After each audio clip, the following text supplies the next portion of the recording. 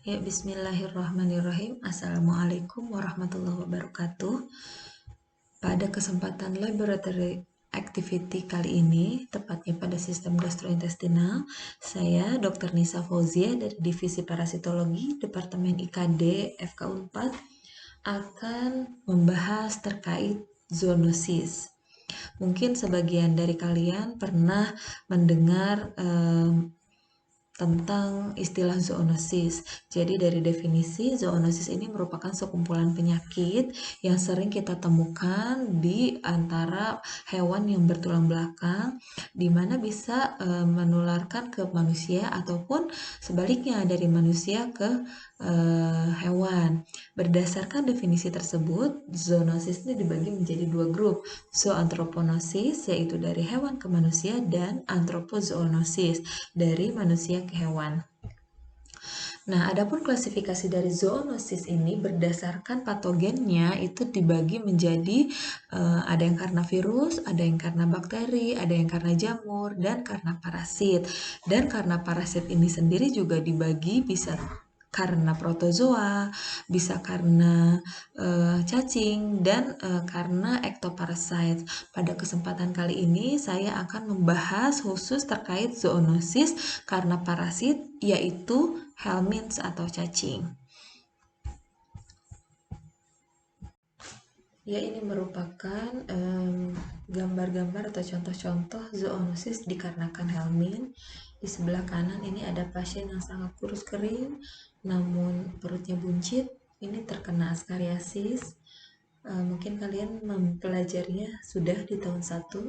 Kemudian ini ada cacing tambang jenis Ankylostoma duodenale. Ini juga manifestasi klinisnya itu bisa anemia karena dia menghisap darah. Nah, adapun klasifikasi dari cacing itu terbagi menjadi filum nemat helminthes dan filum platyhelminthes. Dari asal katanya, nemat itu adalah bulat, sedangkan platyhelminthes, platy itu adalah pipih. Dari filum nemat helminthes kita akan mempelajari contoh-contoh dari kelas nematoda. Adapun dari platyhelminthes kita akan mempelajari contoh-contoh dari kelas trematoda dan cestoda. Ya, nah ini klasifikasi dari platyhelminthes ini ada trematoda, ada cestoda. Dari kelas trematoda yang akan kita bahas yaitu adalah genus Schistosoma, dan yang dari kelas cestoda yang akan kita bahas adalah genus Taenia yang terbagi menjadi Taenia saginata dan Taenia solium. Oke, lanjut. Sekarang kita akan membahas tentang kelas cestoda terlebih dahulu. Jadi khasnya pada kelas cestoda ini dia tidak memiliki mulut dan tidak memiliki tractus digestivus. Yang akan kita bahas kali ini adalah tapeworm atau jenis Taenia yang nanti terbagi menjadi Taenia saginata dan Taenia solium.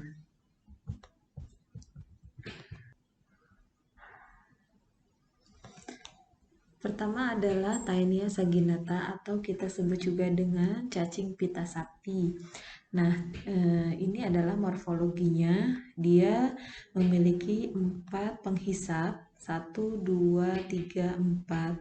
Ini adalah scolex atau kepala dari Taenia saginata.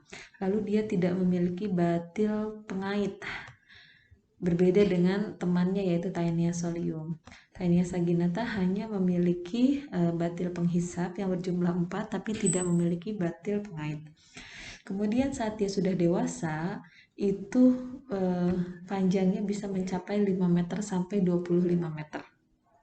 Jadi terbayang bahwa 25 meter bisa tinggal di dalam usus halus manusia. Kemudian di sini yang perlu diketahui adalah terkait host definitif dan host perantara. Host perantaranya adalah sapi, sedangkan host definitif adalah manusia saja. Tidak ada yang lain. Apa perbedaannya host definitif dengan host perantara? Host definitif itu dia melewati fase kawin, sedangkan host perantara dia tidak terjadi fase kawin di dalamnya. Kemudian Taenia saginata ini bisa menginfeksi manusia dalam bentuk kista. Kistanya ini disebut dengan Cysticercus bovis. Dan Cysticercus bovis ini yang nantinya akan tersimpan di dalam otot dari sapi ini.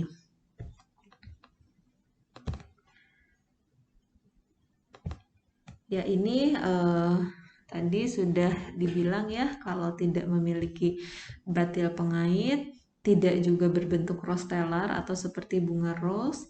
Kemudian di sini manusia bisa terinfeksi saat memakan daging yang mengandung Cysticercus bovis yang tidak dimasak dengan matang atau setengah matang.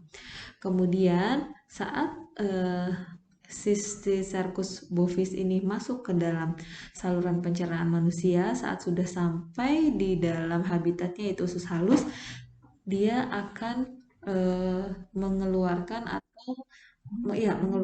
scolex atau kepalanya, berevaginasi, kemudian attach ke small intestine, ke dindingnya 3-4 bulan kemudian, maka akan tumbuh beberapa proglotid. Proglotid itu adalah segmen-segmen dari tubuh Taenia saginata ini, dan jumlah proglotid dalam satu Taenia saginata bisa ribuan, dan satu proglotid itu bisa mengandung ratusan telur. Nah, ini proglotid ini dia bisa bergerak tapi tidak terlalu lincah pada Taenia saginata ini. Kemudian paling aktifnya itu di saat sore sampai malam hari. Adapun klinikal manifestasinya itu tidak terlalu khas sebetulnya, ada mengalami abdominal discomfort, kemudian terkadang diarea, lalu mengalami kadang-kadang tidak nyaman di bagian perut, kembung, dan sebagainya. Bagaimana siklus hidupnya? Nah, ini adalah yang paling penting dari suatu patogenesis penyakit, dimana dengan kita memahami siklus hidup, kita akan paham di mana yang harus di-cut, di mana yang bisa dijadikan sebagai preventif, dan di mana yang tahap yang bisa dijadikan sebagai diagnostic stage. Nah, jadi ini adalah anggaplah ini orang yang terinfeksi Taenia saginata atau terkena Taeniasis saginata. Kemudian di usus halusnya kan dia mengandung si Taenia saginata ini. Taenia saginata ini skolexnya, kemudian ini terdapat ribuan proglotid. Proglotid ini bisa terbawa lewat feses ataupun bisa keluar sendiri. Apabila orang ini BAB sembarangan, kemudian menyentuh tanah, dan kemudian yang keluar adalah proglotid yang sudah matang. Apa itu proglotid yang sudah matang? Proglotid yang memang dia sudah mengandung telur. Jadi ini adalah grafid, dan di dalamnya banyak sekali telur, ratusan ya, bahkan ribuan. Saat telurnya keluar, kemudian ada sapi di sana memakan rumput, di mana di dalam tanahnya mengandung telur dari Taenia saginata, maka si sapi ini akan terinfeksi oleh cacing tersebut.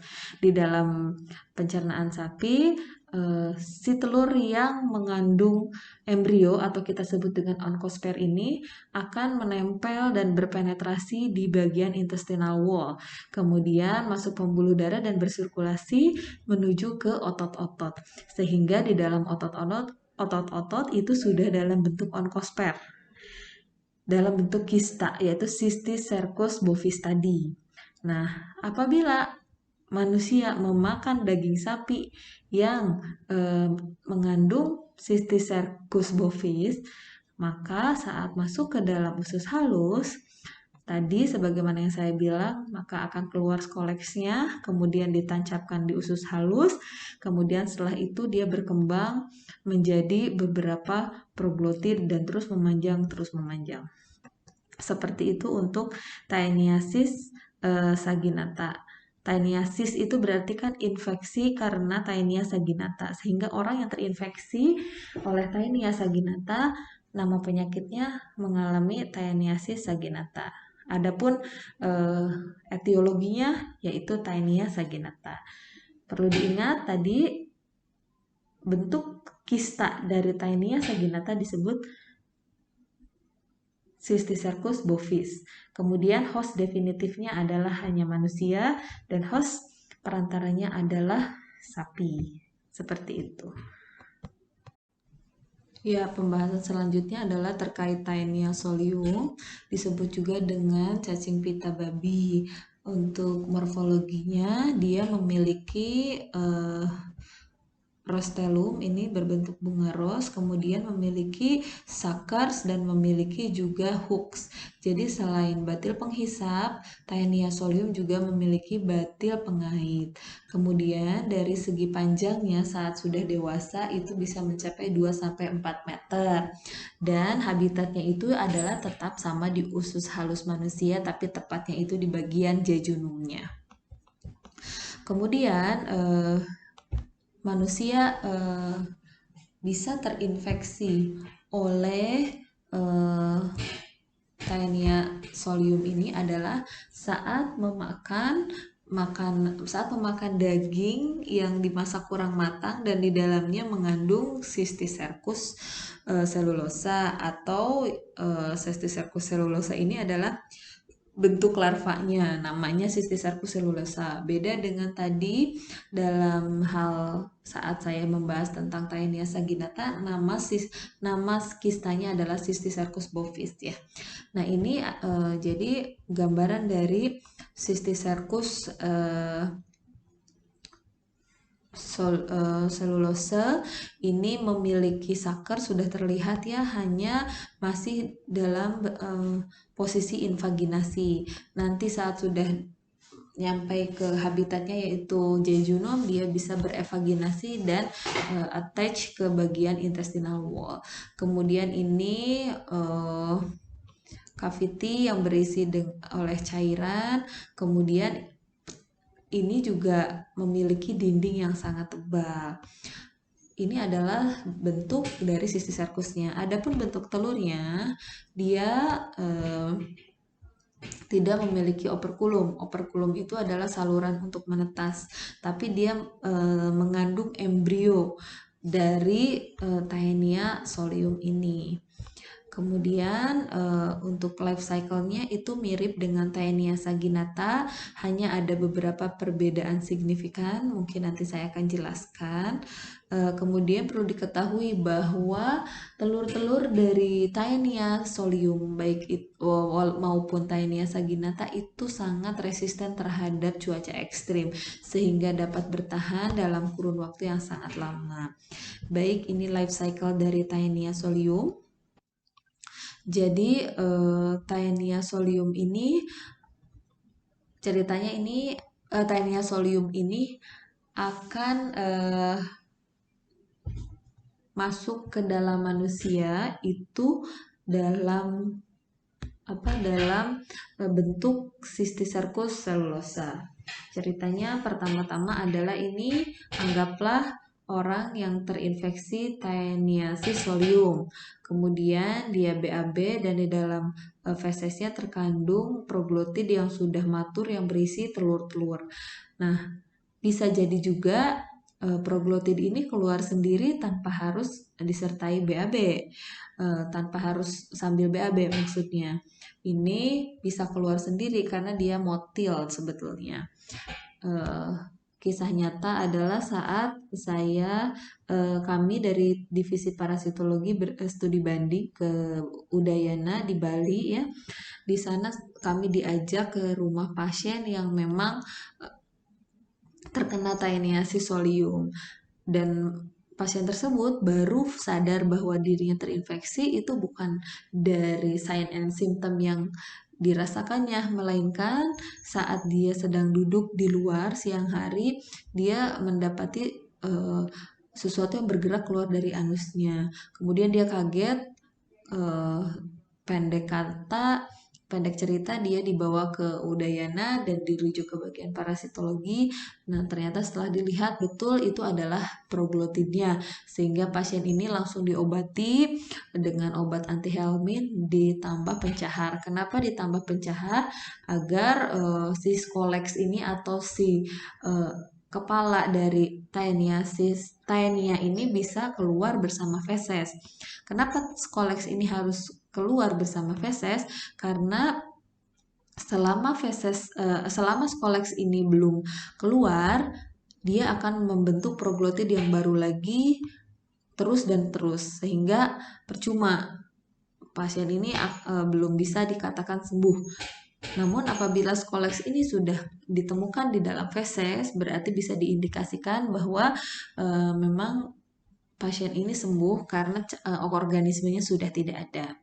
Baik, kembali ke pembahasan. Setelah proglotid ini di tanah, kemudian telurnya keluar dan termakan oleh babi, maka telur tersebut akan masuk ke dalam alat pencernaan babi.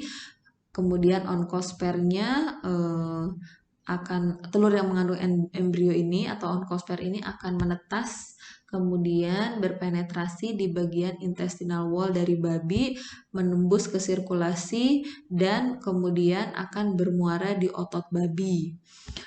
Setelah bermuara di otot babi, dia juga seperti Taenia saginata saat manusia ini memakan makanan daging babi yang tidak dimasak matang dan mengandung Cysticercus cellulose ini, maka saat sampai ke bagian jejunum, seperti halnya tadi akan Scolexnya akan berevaginasi, kemudian menempel dan atau attach ke bagian intestinal wall, kemudian terbentuklah proglotid yang baru, makin memanjang dan makin memanjang, yang akhirnya manusia ini terinfeksi oleh Taenia solium atau penyakitnya disebut dengan Taeniasis solium. Nah, namun pada infeksi Taenia solium ini berbeda dengan Taeniasis saginata, di mana tadi Taeniasis saginata itu untuk saat telurnya termakan langsung oleh manusia itu tidak akan menjadi penyakit. Namun beda halnya pada Taenia solium, saat manusia tersebut juga langsung memakan telur dari Taenia solium ini, bisa karena mungkin tidak cuci tangan, bisa juga mungkin karena makanan yang terkontaminasi oleh telur ini. Kemudian saat telur itu masuk ke dalam pencernaan, maka sama halnya dengan proses yang terjadi di dalam hospes perantara, akan masuk ke intestinal wall dan menembus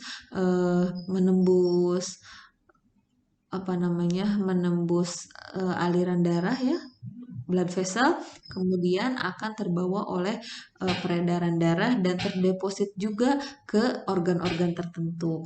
Apa yang terjadi apabila terdeposit di dalam kulit? Maka Cysticercus ini akan membuat seperti jaringan bisul. Jadi di dalamnya akan jaringan tumor. Jadi akan terdeposit di otot manusia, bisa kemudian cara treatmentnya itu dengan cara pembedahan. Nah, yang bahaya adalah jika terdeposit di bagian otak. Apabila terdeposit di bagian otak, ini sangat berbahaya dan bisa menimbulkan gejala neurological deficit dan bisa menyebabkan kematian. Nah, penyakitnya juga ini ada nama tersendiri, yaitu cysticercosis.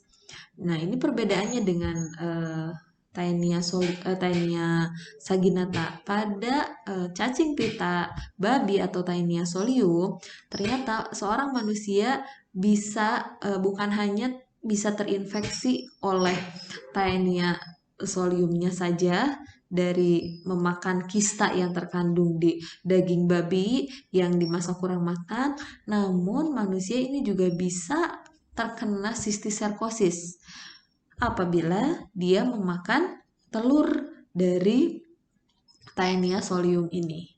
Jadi bisa menyebabkan dua kemungkinan penyakit berbeda dengan stage yang berbeda dari Taenia solium ya.